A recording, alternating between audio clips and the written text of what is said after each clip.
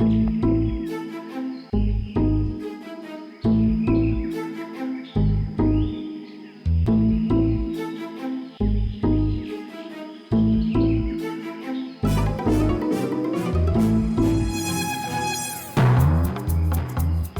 नहीं हो रहा है मुझे यकीन नहीं हो रहा है कि मैं इस खटारा के साथ आ गई हूँ। क्यों आ गई हूँ मैं? खटारा? मैं तुम्हारा पति हूँ लीना, मुझे खटारा बोल रही हो? अरे यार, तुमको नहीं, इस खटारा को खटारा बोल रही हूँ, जो सास की तरह थोड़ी थोड़ी देर में बुरा मान के बैठ जाती है और बंद हो जाती है। वो इसके स्पार्क प्लग में कुछ फंस गया है तो। कुछ नहीं फंसा उसमें, मेरी जिंदगी में फंस गया है। मैं फंस गई हूँ तुमसे शादी करके। अरे यार, अपनी नई नई बीवी को इतनी भारी दोपहर में सड़क पे चला रहे हो। अगर मैं काली हो गई तो, अगर मैं काली हो गई तो, अगर मैं काली हो गई ना तो मैं तुम्हें कभी माफ नहीं करूंगी। मैंने तो पहले ही कहा था ना कि बाइक में थोड़ी प्रॉब्लम है, कभी और चले जाएंगे तुम्हारी माँ के घर। तुम ही नहीं मानी ना। अब मेरी समझ में आया, तुम ये सब इसलिए कर रहे हो ना ताकि मैं अपनी मम्मी के घर ना जाऊं, है ना? है ना? है ना? सब पता है मुझे। एक ये बाइक है जो चलने का नाम नहीं लेती, और एक तुम्हारा ये ड्रामा है जो रुकने का नाम नहीं ले रहा। ड्रामा? मैं ड्रामा कर रही हूँ? ड्रामा कर रही हूँ मैं? ठीक है, ड्रामा कर रही हूँ ना मैं। अब तुम जाओ। मैं ड्रामा कर रही हूँ ना, मैं नहीं जा रही अब कहीं पर भी। तुम्हें जहाँ जाना है चले जाओ, मुझे कहीं नहीं जाना तुम्हारे साथ में। अरे लीना, रो क्यों रही है? हाथ मत लगाओ मुझे। अच्छा सॉरी ना लीना, सॉरी। इतनी धूप हो रही है। गलती हो गई, माफ कर दो। सॉरी। अच्छा ठीक है, माफ किया, लेकिन तुम देखना, तुम्हारी गलती की सजा तुमको जरूर मिलेगी। मैं पूरे 1 महीने तक अपनी माँ के घर से नहीं आऊंगी। क्या 1 महीना? हाँ 1 महीना। हाँ। क्या कह रही हो यार? अच्छा सॉरी ना, मैं बोल रहा हूँ ना गलती हो गई। अच्छा तुम कहोगी तो मैं 1 महीने के लिए तुम्हारी माँ के घर पे घर जमाई बन के रहता हूँ बस। अब चलो। क्या हुआ? दिनेश। हाँ दिनेश, वो अपन चल के देखते हैं, क्या पता जिंदा हो और हमारी मदद की जरूरत हो उसकी। नहीं दिनेश, नहीं, दिनेश, चल के देखते लीना। दिनेश, आ जाओ, चल दिनेश, के। मेरी बात तो सुनो।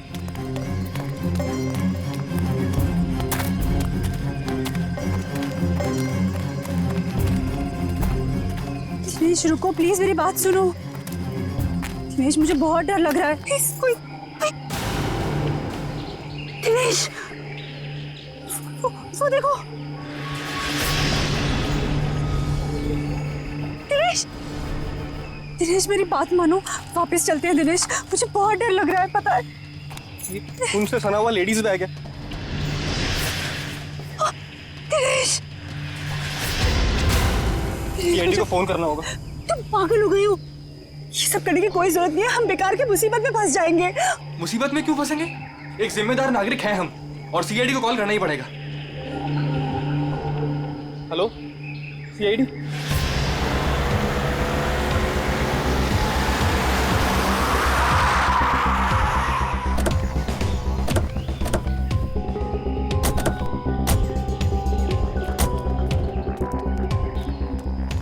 आप दिनेश है? जी सर, मैं दिनेश हूँ। सीआईडी, लाश कहाँ है? सर वो वहां पे है सर, एक लड़का और एक लड़की की लाश है।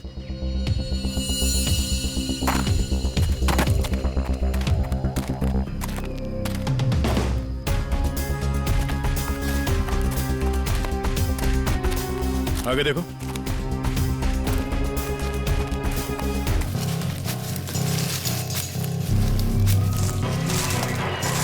गोली मारी है सर। लगता है काफी करीब से गोली मारी है। गोली यहाँ पे नहीं मारी गई है। ये कैसे पता चलेगा सर? अगर गोली यहाँ पे मारी होती तो खून के छींटे यहाँ झाड़ियों में मिलते। ऐसा तो कुछ है नहीं यहाँ पर।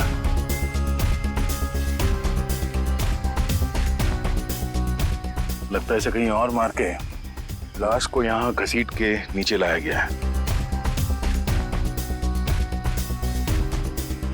अखिल नाम है इसका।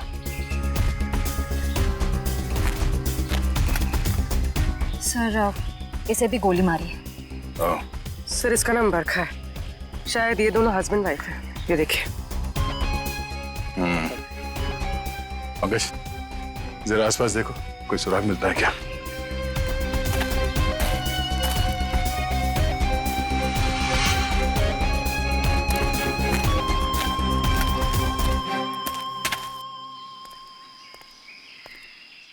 अच्छा, जब आप लोगों ने ये 2 लाशें देखी तभी आसपास किसी को देखा था? नहीं। किसी को भागते हुए देखा यहाँ? लेकिन सर हमने इन दोनों को पहले देखा था। पहले देखा था मतलब आप लोग जानते हो इनको? हाँ, एक्चुअली वो हम लोगों ने सुबह देखा था रास्ते पर। रास्ते पर? हाँ सर, ये बड़े ही खड़ूस लोग थे। अभी 1 घंटा पहले।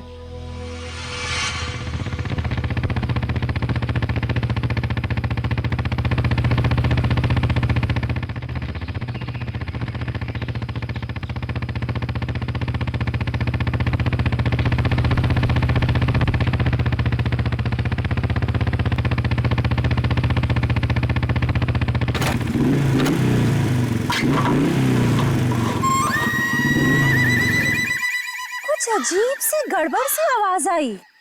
तुम्हारा पेट खराब है क्या? पेट नहीं ली ना, बाइक खराब है। यार मुझे समझ नहीं आता, जब मुझे मायके जाना होता है तभी ये क्यों नखरे दिखाती है? अब देखते ही रहोगे कि बताओगे भी क्या हुआ है? अरे यार देख रहा हूँ ना लीना, 2 मिनट दो प्लीज।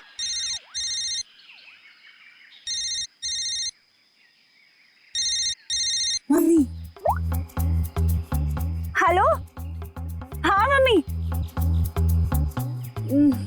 हाँ बस आ रहे हैं, इनकी बैलगाड़ी खराब हो गई है, मतलब बाइक। हाँ जैसी ठीक हो जाएगी हम आते हैं। Okay bye mummy. मैं बता देती हूँ, अगर तुम्हारी वजह से आज मुझे अपनी मम्मी के घर जाने में लेट हुआ ना, तुम्हारी इस खटारा की वजह से, तो मैं इसे आग लगा दूंगी। अरे अरे डरा क्यों रही हो यार? कर रहा हूँ ना, मैं ठीक करता हूँ।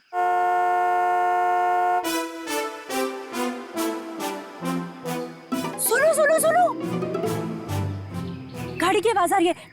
देखो मेरी बात मानो, अपनी इस बैलगाड़ी को यहीं छोड़ो और गाड़ी आ रही है, लिफ्ट ले लेते हैं हाईवे तक, वहां से टैक्सी ले लेंगे। हाँ हाँ क्यों नहीं, वो जो कार है तुम्हारे मायके से आई है ना, हाँ हैवी लिफ्ट दे देगी तुमको। नहीं तो ससुराल वालों की भी नहीं है जो नखरे दिखाएगी। तुमसे ना बहस करना बेकार, जाओ मांगो lift. Stop stop stop stop, hello hello stop stop stop stop. ए, मरना है क्या? तुम लोग पागल हो क्या? इतना ही मरने का शौक है तो जाकर खाई से छलांग लगाओ। इस तरीके से बीच रोड में खड़े होकर तमाशा मत करो। चलो हटो यहाँ से। देखिए प्लीज हमारी हेल्प कर दीजिए, हमको लिफ्ट दे दीजिए। नहीं, हम लिफ्ट नहीं दे सकते। अरे इंसानियत के नाते हाईवे तक ही उतार दीजिए। ये लड़की, एक बार समझाने से तुझे समझ में नहीं आता क्या? बोला ना हट गाड़ी के सामने से। हमारे पास तुम्हारे लिए टाइम नहीं है। अरे बड़ी गाड़ी में बैठ के अपने आप को चलो हुई वाली जगह हटो, हटो, हटो। रुक। अब तुम देख क्या रहे हो? चलो गाड़ी चलाओ।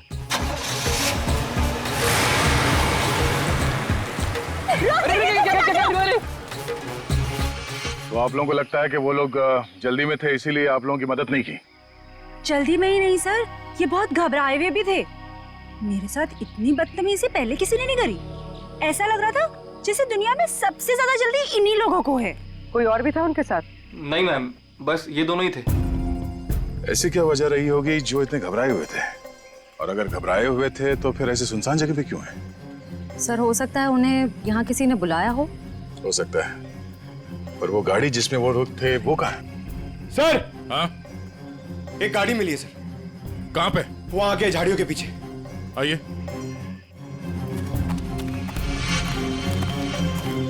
ये सर, ये है उनकी गाड़ी? जी सर। पंकज एक काम करो, एम्बुलेंस को फोन करो और लाश को फॉरेंसिक में भिजवा दो। लाश वहां पड़ी है और उनकी गाड़ी यहाँ पे, तो चेक करो। एम्बुलेंस को फोन करो। हम शायद छोटा मोटा काम मुझे दे देते और खुद एडवेंचर पे चले जाते। हटिए जरा।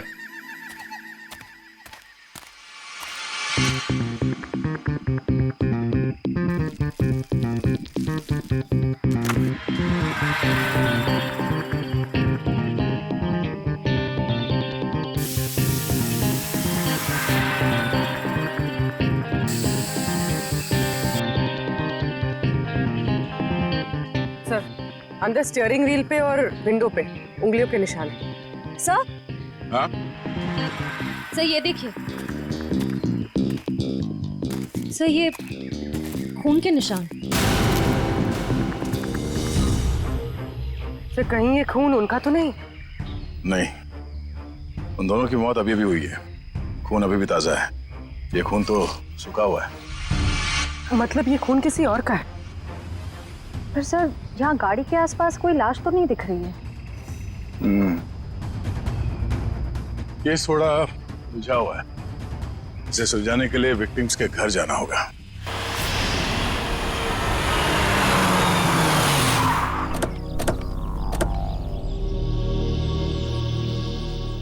यही घर है ना? हाँ सर।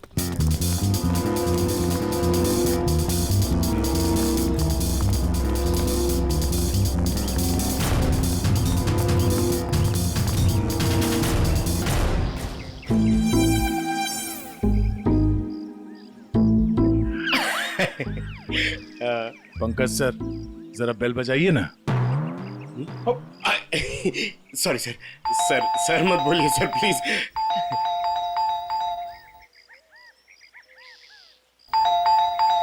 तो लगता है घर में कोई नहीं है। घर में कोई नहीं है? घर में नहीं तो दरवाजा क्यों नहीं खोल रहा? घर तो अंदर से बंद है। पर अगर दरवाजा लॉक है तो फिर बाहर से, मतलब अंदर से बाहर कैसे आएगा कोई? सेंट्रल लॉकिंग सुना है? लातों के भूत बातों से नहीं मानते। नहीं, सर दरवाजा आपकी वजह से डर के रोने लग गया। आवाज यहाँ से आ रही है पंकज। चोर चोर चोर। चोर? हाँ हाँ चोर हैं आप सब। अरे नहीं, हमारी सिर्फ शक्ल चोरों जैसी है। हम लोग सीआईडी से हैं। हाँ हाँ सीआईडी वालों को ही बुलाऊंगी मैं अभी। अरे मैम, आपको कुछ गलतफहमी हो रही है। हम लोग सीआईडी से हैं। हाँ सीआईडी? आप लोग सीआईडी वाले होके भी बरखा जी क्या चोरी के लिए आ गए? हाँ हाँ नहीं तो क्या? हम लोग यहाँ चोरी करने नहीं आए, हम लोग तहकीकात के लिए आए। तहकीकात? ऐसी तहकीकात? हाँ हाँ नहीं तो क्या? मैम, ये बरखा और अखिल, इन दोनों की मौत हो गई है। किसी ने खून कर दिया उनका। क्या? ये भगवान, ये क्या हो गया?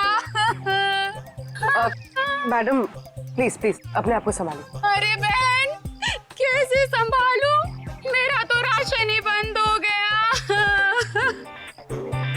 बरखा और अखिल की राशन की दुकान थी? अरे नहीं नहीं भाई साहब, वो तो हम कभी कटोरा कटोरा दाल, कभी चावल, कभी दूध, कभी दही लेकर अपना महीने भर का काम चला लेते थे। बहुत अच्छे थे बेचारे, दे भी देते थे। लेकिन अब क्या होगा? बहन तुम तो एक औरत हो ना, एक औरत का दुख तो तुम समझ ही सकती हो। कमाल है, शर्म आनी चाहिए आपको। यहाँ पे किसी की मौत हुई है और आपको अपने राशन की पड़ी है। हाँ? अब ये रोना धोना बंद कीजिए प्लीज, और हमारे सवाल का जवाब दीजिए। आप इस बरखा को कब से जानती? जब पहली बार चाय पत्ती लेने गई थी ना, तब से। सर ये चाय पत्ती और चीनी से एक्सप्लेन कर रही है? ये बहुत कमाल का टैलेंट है। मैम, आप हमें ये बताइए कि इस घर में अखिल और बरखा के अलावा कोई और भी रहता था? जब भी कुछ लेने आती थी तो कभी बरखा और कभी अखिल ही देते थे, तो वही रहते होंगे ना। हाँ हाँ नहीं तो क्या? ठीक से याद करके बताइए, कोई और था? अरे अब इसमें याद, हाँ याद आया, कोई था, एक और कोई था। कौन था? एक बार ना मेरा रायता खाने का बड़ा मन हुआ, तो मैं उनसे दही और लौकी मांगने आई थी। तब बरखा, बरखा, अखिल, बरखा। अरे ये दरवाजा तो हमेशा बंद रहता है।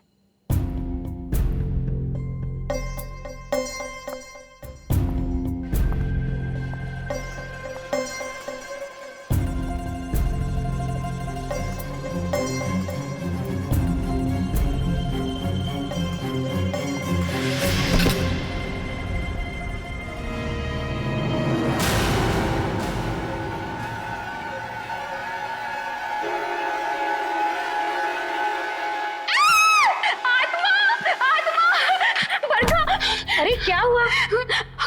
अंदर अंदर आत्मा है। अरे वो आत्मा नहीं हो, मेरा भाई है। भाई हाँ, बचपन से उसकी दिमागी हालत ठीक नहीं है, इसलिए हम उसे रूम में बंद रखते हैं।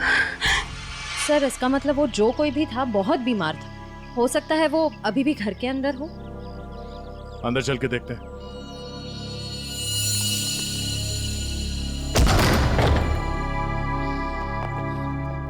बाहर के दरवाजे पे सेंट्रल लॉक और अंदर एक और दरवाजा, ये डबल सिक्योरिटी। कौन सा कमरा? सर वो वाला। वो वाला? जी।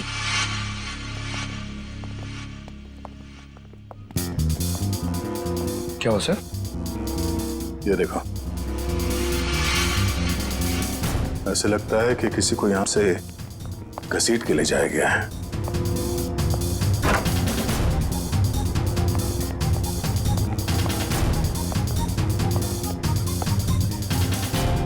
यहाँ कमरे में तो कोई भी नहीं है। अगर उसका भाई इतना बीमार था तो खुद बाहर चल के तो नहीं जा सकता, तो गायब कहाँ हुआ? बाहर खून का निशान मिलना, उसके भाई का यहाँ पे गायब होना, लगता है इस कमरे में कुछ हुआ है। तो चेक करो, देखो कुछ मिलता है क्या।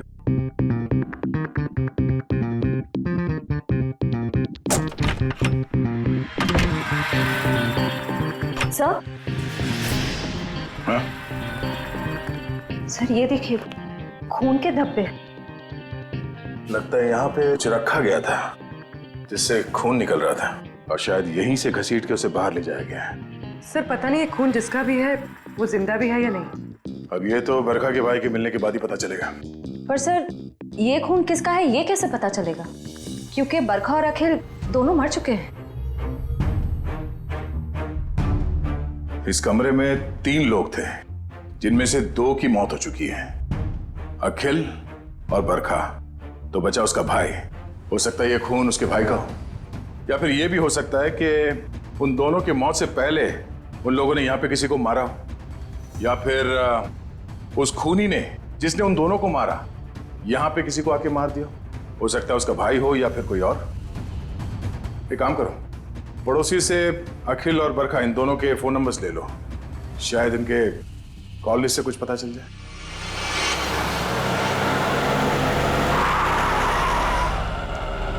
सर टेलीफोन कंपनी ने इसी लोकेशन का एड्रेस दिया है।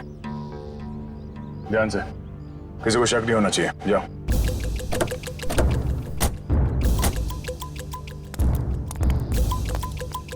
Excuse me. यस, ये एड्रेस कहाँ पर है? मुझे नहीं पता। Excuse me. जी मैडम, ये एड्रेस कहाँ पर है?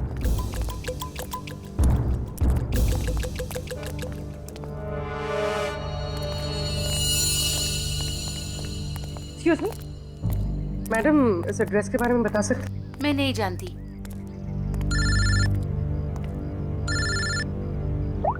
हाँ सर। भाई साहब, ये एड्रेस कहाँ पर है? सामने।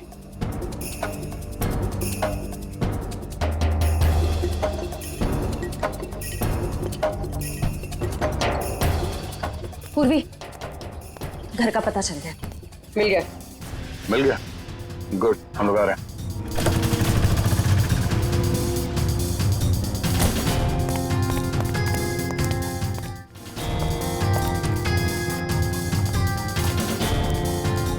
ये वाला घर है।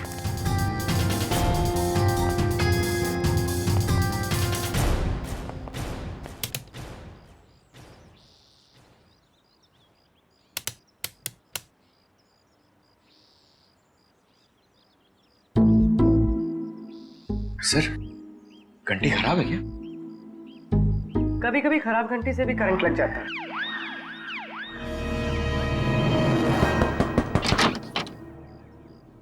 जी। तुम्हारा नाम संध्या है? जी, पर आप लोग कौन? सीआईडी। सीआईडी?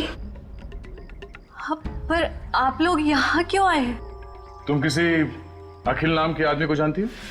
अखिल? नहीं, मैं किसी अखिल नाम के आदमी को नहीं जानती हूँ। अच्छा, मैं तुम्हारी इस बात पे यकीन जरूर करता, पर जिस आदमी को तुम हर रोज फोन करती हो उसका नाम जानने से भी इनकार कर रही हो, ये बात कुछ हजम नहीं हो रही है। देखिए, मैंने आपसे कहा ना, मैं किसी अखिल को नहीं जानती हूँ और ना ही मैं उससे बात करती हूँ, तो आप लोग मेरे पीछे क्यों पड़े? प्लीज यहाँ से जाइए। सर लगता है इसे ना जानने वाली बीमारी है, इसका तो इलाज करना पड़ेगा। क्या हो रहा है? संध्या कौन है ये लोग? पापा, ये लोग सीआईडी से। सीआईडी? अरे साहब, हम लोग शरीफ लोग हैं, हमने कोई गुनाह नहीं किया है। देखिए, आप कितने शरीफ हैं ना, ये हमें बाद में पता चल ही जाएगा। आप पहले ये बताइए कि वो आदमी कौन है जिसे आपकी बेटी डेली फोन करती है? आदमी? संध्या, ये क्या बोल रहे हैं? बोलती क्यों नहीं? लड़की पे हाथ उठाते हो? हाँ संध्या, सच सच बताओ। आप लोग खामखा मुझ पर इल्जाम क्यों लगा रहे हो? हम लोग कोई इल्जाम नहीं लगा रहे। तुम हर रोज अखिल नाम के किसी आदमी से फोन पे नहीं बात करती? कौन है ये अखिल?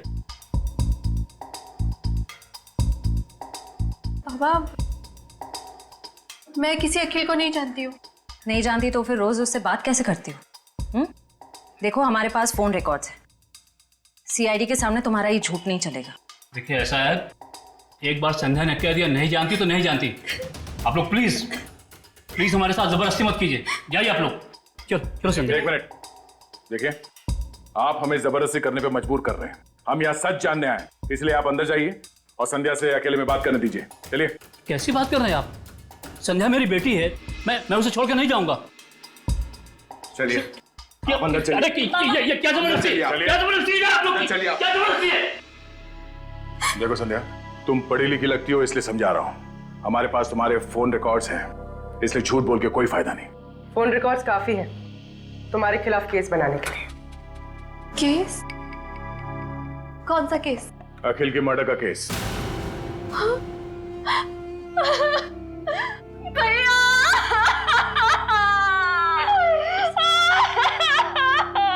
क्या हुआ?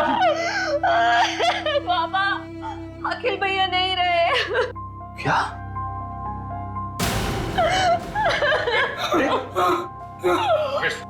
डॉक्टर फोन दो, इन्हें अंदर ले जाओ। ये अखिल तुम्हारा भाई है? वो मेरे भैया थे, हम सबका बहुत ख्याल रखते थे वो। पर जब से उनकी जिंदगी में वो बरखा नाम की औरत आई, उसने भैया को प्यार के जाल में फंसा लिया। बाबा को बरखा और भैया का रिश्ता बिल्कुल भी पसंद नहीं था। इसी वजह से हमेशा घर में टेंशन रहती थी और एक दिन भैया ने घर ही छोड़ दिया। मैं भैया के बिना नहीं रह सकती थी, इसीलिए मैं चुप चुप कर उन्हें फोन किया करती थी। मुझे क्या पता था कि भैया एक दिन इस दुनिया से ही चले जाएंगे, नहीं तो मैं उन्हें इस घर से कभी जाने ही नहीं देती। तुम्हारे भाई अखिल की किसी के साथ कोई दुश्मनी? आप लोगों को किसी पे शक है? मुझे शक नहीं, मुझे पूरा यकीन है ये सब किया धरा उस बरखा का ही होगा। मगर आपको ऐसा क्यों लगता है कि अखिल का खून इस बरखा नहीं किया? भैया अक्सर मुझे बताते थे कि वो कितनी खतरनाक औरत है। वो जरूरत पड़ने पर किसी का भी खून कर सकती है, उनका भी। अगर हम ये मान भी ले कि इस बरखा ने अखिल को मारा है, तो बरखा का खून किसने किया?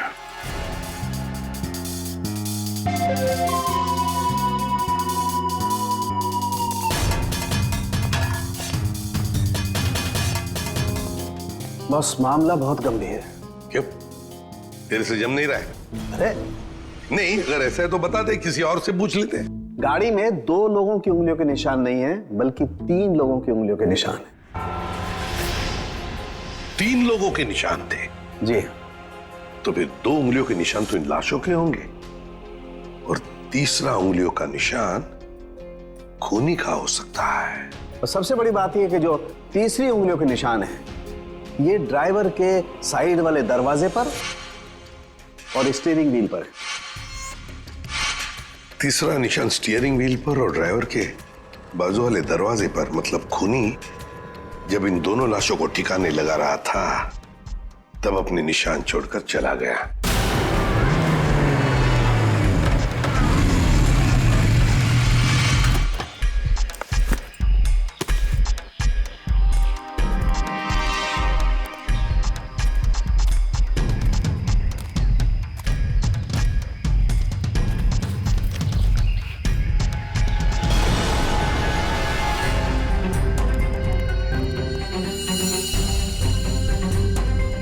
कुछ पता क्या हुआ और कुछ बाकी है क्या?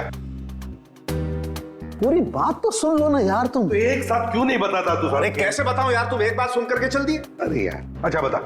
देखो बॉस, वो जो खून बरखा के घर में मिला है वो जिस आदमी का है उसे मारने की प्लानिंग बहुत समय से चल रही थी। क्या क्या मतलब? हाँ, और एक बात, उस खून में आर्सेनिक मिला है। आर्सेनिक? ये ऐसा तो नहीं सर कि आनंद के परिवार वाले इसे मारना चाह रहे थे? स्लो पॉइजन देके वो खून कहां से आया वहां पे? बॉस, गाड़ी की डिक्की में जो खून मिला है वो खून इस खून से जो बरखा के घर में मिला है इससे मैच करता है। सर, कहीं ऐसा तो नहीं कि बरखा और अखिल ने आनंद को मारा और उसकी लाश डिक्की में रख दी? बस आर्सेनिक की मात्रा बहुत ज्यादा है खून में। मुझे लगता है 6-7 महीने से ये प्लानिंग चल रही थी। कमाल है सर, एक बहन ने ही भाई का खून कर दिया। Excuse me sir. हेलो, क्या? ओके सर, जंगल में हमें जहां ये लाशें मिली थी उससे कुछ ही दूरी पर एक बोरा मिला है जिससे खून टपक रहा है। क्या जंगल में जहां पर से ये 2 लाशें मिली वहां पे एक बोरा भी मिला है जिसमें से खून टपक रहा है?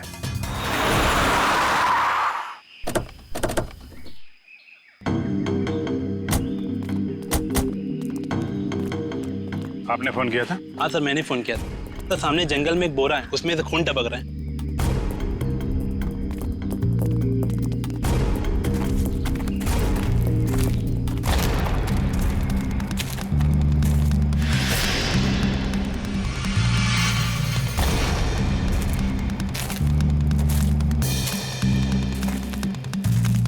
से वो जगह भी पास ही है जहाँ पे हमें बरखा और अखिल की लाशें मिली। सर, एक दिन में 3 लाशें आसपास मिलना, एक बीमार आदमी का गायब होना और डिक्की में खून मिलना, ये कोई कोइंसिडेंस तो नहीं लगता सर? कहीं ये लाश बरखा के भाई की तो नहीं? हो सकता है, पर उसके लिए इसकी शिनाख्त करनी पड़ेगी। सर वो क्या बोला आपने, वो शिनाख्त? पहचान पंकज, पहचान। तुम एक काम करो, बॉडी को फोरेंसिक लैब भिजवा दो। हमें गाड़ी के डिक्की में जो खून मिला था इसके खून से मैच करके देखेंगे, सच्चाई का पता चल जाएगा। हा? और ये मिसिंग पर्सन ब्यूरो का जो रिकॉर्ड है वो भी चेक करो, देखो किसी ने इसके गायब होने की रिपोर्ट लिखवाई है क्या।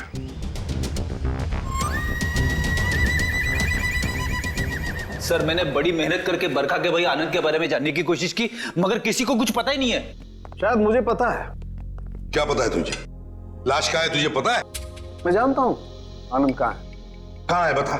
यही है, फॉरेंसिक लैब में। Forensic lab? कहाँ है फॉरेंसिक लैब में?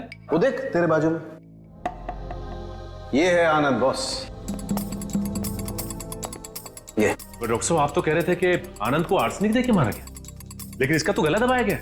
ये देखिए, बरखा के घर पे जो खून का सैंपल मिला था वो खून इसी आदमी का है। यार सारुण, ये कैसे हो सकता है? अगर आर्सेनिक देकर ये मरने ही वाला था फिर इसका गला घोंटकर क्यों मारा इसे?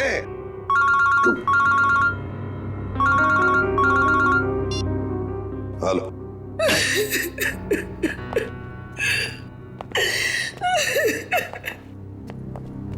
सर ये शालिनी जी आनंद के बारे में कुछ बताना चाहिए। मैम प्लीज आप जरा शांत हो जाइए, शांत हो जाइए। बताइए बताइए क्या हुआ? आनंद मेरा बेटा था जिसे इतनी बेरहमी से मार दिया गया। किसने? बरखा ने। बरखा ने? मगर बरखा तो आपकी बेटी है, आनंद की बहन। आनंद तो उसी के साथ रहता था ना। बेटी? किसकी? आपकी और किसकी? मेरी कोई बेटी नहीं है। आनंद मेरा इकलौता बेटा था।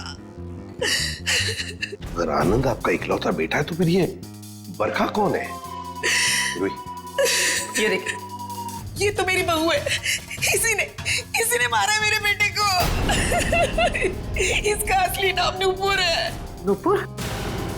इसने अपना नाम बदल लिया था?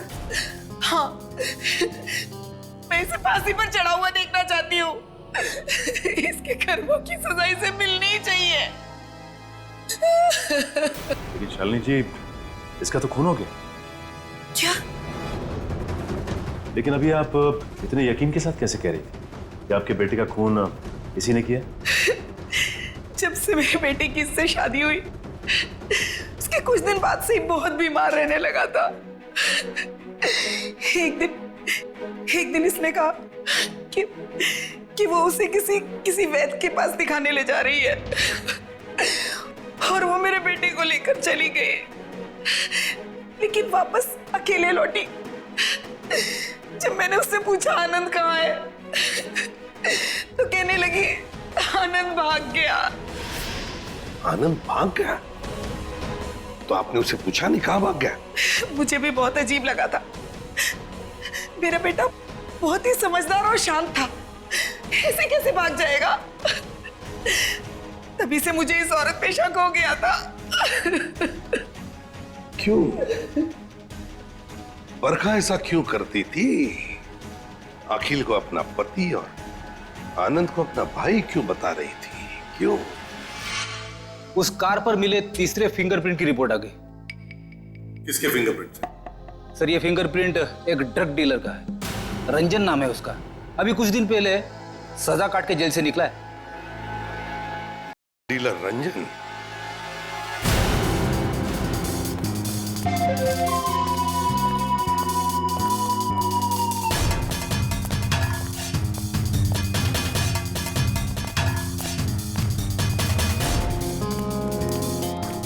रिकॉर्ड के हिसाब से यही घर है ना? हाँ सर, यही है। देखो रंजन, रंजन, रंजन दरवाजा खोलो।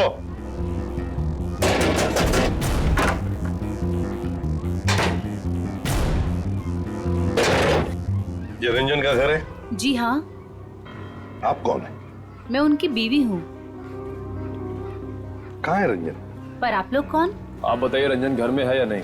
जी हाँ, वो सो रहे हैं। सो रहे हैं? अभी इतनी देर गए? कल रात को कहीं बाहर गए थे क्या? देर से लौटे? उनकी तबीयत ठीक नहीं है, वो 2 दिन से घर में ही हैं, कहीं नहीं गए। सर, उसने अपनी बीवी को अच्छी खासी ट्रेनिंग दे रखी है झूठ बोलने की। हाँ, कहाँ सोया है रंजन? पूर्वी, देखो जरा। सर, मैडम बैठिए। आप ऐसे कैसे अंदर घुस सकती हैं? मैम, ये मेरा घर है, आप ऐसे अंदर नहीं आ सकती। बाहर चलिए आप लोग, बाहर चलिए।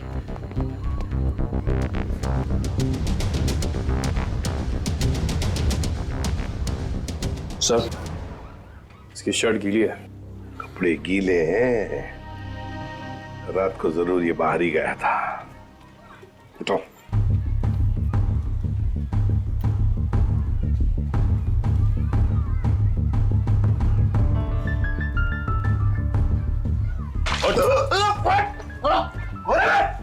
सीआईडी, आजा, चल।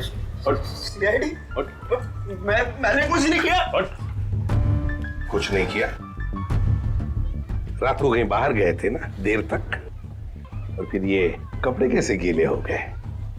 और फिर तुम्हारी उंगलियों के निशान उस गाड़ी के स्टीयरिंग व्हील पर और दरवाजे पर भी मिले, कैसे? और उस गाड़ी के आसपास हमें 2 लाशें भी मिली। वैसे मेरे तो 2 दिन से मैं सो रहा था सर। 2 दिन से तबीयत खराब थी। उठाओ इसे, ले चलो। चल। सर, मैंने कुछ नहीं किया सर। सब छोड़ दीजिए इन्हें। प्लीज, सब प्लीज मैम, कुछ प्लीज। नहीं किया है। सब मेरी सब बात चलिए। कुछ नहीं किया। कहाँ लेके जा रहे हैं सब छोड़ दो इनको। सर मुझे छोड़ दिए सर, प्लीज। मैंने कुछ नहीं किया सर। अब जल्दी मुंह खोलोगे या फिर और भी चाहिए? बता दो सर। बताओ, बताओ जरा। मैंने ही उन दोनों को मारा है सर। क्यों मारा तुमने? उन दोनों को क्यों मारा? क्या दुश्मनी थी तुम्हारी? मेरी कोई दुश्मनी नहीं थी सर। तो फिर? दुश्मनी तो उसकी थी सर, जिसने उन दोनों को मारने की सुपारी दी थी। किसने दी थी सुपारी? एक औरत थी सर। कौन औरत? मैं नहीं जानता सर, मैंने उसका चेहरा नहीं देखा। वो उसी ने दी थी मुझे उन दोनों को मारने की सुपारी, थोड़े से पैसों के खातिर। मुझसे बहुत बड़ी गलती हो गई सर, मुझे माफ कर दीजिए सर। चुप! माफी मांगता है? फोन कर उस औरत को, और जहां हम कहते हैं वहां बुलाओ उसे और कहो उससे कि अगर उसने तुम्हें ज्यादा पैसे नहीं दिए तो तुम सारी बातें सीआईडी को बताओगे। जी सर। चलो लगा फोन।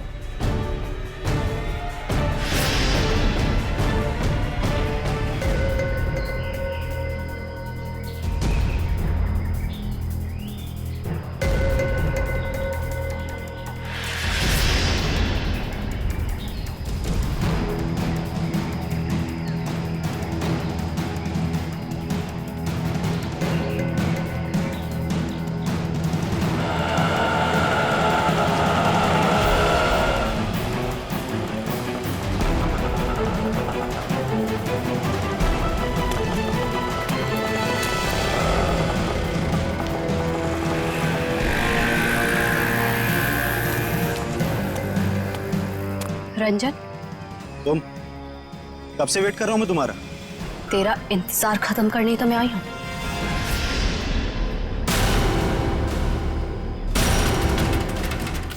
अखिल तुम्हारा भाई है? ये क्या है? ए, क्या कर रही है तू? बहुत अकड़ है ना तुझ पे। तूने क्या कहा था? तू सीआईडी से मेरी शिकायत करेगा? हाँ, मुझे धमकी देगा, मेरी पोल खोलेगा। अब तू देख मैं तेरे साथ क्या करती हूँ। तेरी सांसें बंद कर दूंगी मैं। तू मेरी सांसें बंद करेगी? हाँ? चल किसको अंदर। जब तू पैदा भी नहीं हुई थी ना, तब से खेल रहा हूं मैं इन खिलौनों से, समझी? देख जो तू कर रही है ना, ठीक नहीं है। तुझे तेरे किए की सजा मिलेगी। तू अभी अपनी फिक्र कर। तेरी जिंदगी का फैसला मैं कर चुकी हूँ और उसकी सजा मौत होगी। फैसला करना कानून का काम है, उन अपराधियों का नहीं जो कानून हाथ में लेते हैं। ले चलो इन्हें। चल।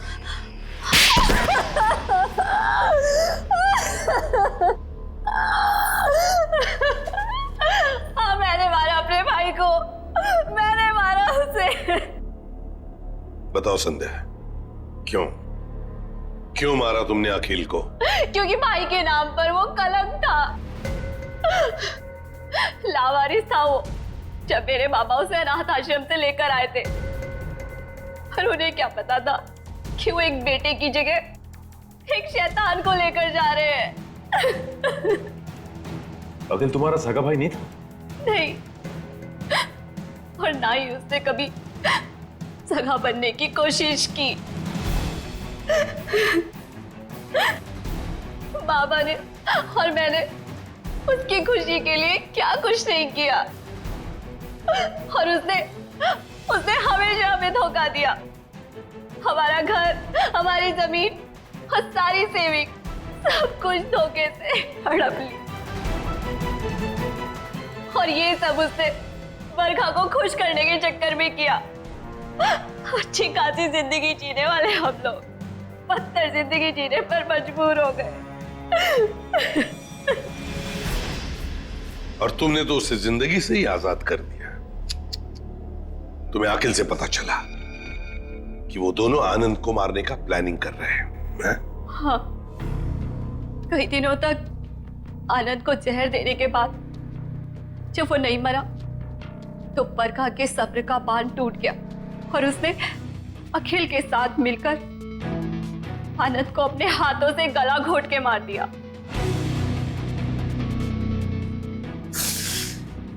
ये क्या किया संध्या ने? बेटा मर गया, बेटी जेल जा रही है, अब ये बाप किसके सहारे जिएगा?